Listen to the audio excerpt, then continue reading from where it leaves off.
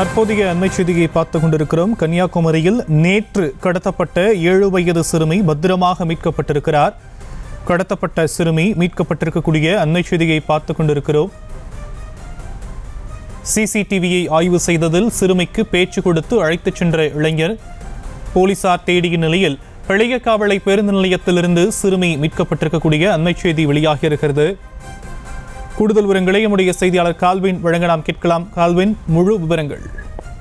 வணக்கம் ஸ்ரீராம். சர்வதேச சுற்றுலாத்தலமான கன்னியாகுமரிக்கு நாடு முழுவதிலும் இருந்து மற்றும் வெளிநாடுகளில் இருந்து ஏராளமான சுற்றுலா பயணிகள் தினமும் வந்து செல்கின்றனர். இங்கு வரும் சுற்றுலா பயணிகளும் பாசி மாலை விற்பதற்காக இங்கு நிறைய பேர் பாசி விற்பனையில் ஈடுபட்டு வருகின்றனர். அந்த வகையில் ஆந்திர மாநிலத்தை சேர்ந்த சரஸ்வதி என்பவர் தனது குடும்பத்துடன் சாலை ஓரத்தில் பாசி மாலையை விற்பனை செய்து வருகிறார். அவர்களது 7 வயது சிறுமி சங்கீதா.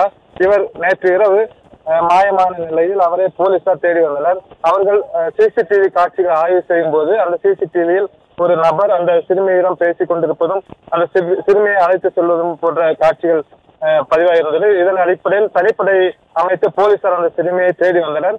இந்த நிலையில் இன்று அந்த களியாக்காவளை பார்டர், அதாவது தமிழ்நாட்டின் எல்லையான குமரி மாவட்ட எல்லையான அந்த களியாக்காவளை பகுதியில் அந்த சிறுமியை தனிப்படை போலீசார் மீட்டிருப்பதாக தற்போது தகவல்கள் வெளியாகின்றன. இன்னும் சிறிது நேரத்தில் இங்கிருந்து கன்னியாகுமரியிலிருந்து போலீசார் அங்கு சென்று அந்த சிறுமியை மீட்டுக்கு கன்னியாகுமரிக்கு அழைத்து வருகின்றனர். அதன் பின்புதான் முழுமையான தகவல்கள் வெளியாகும். ஷியாம்,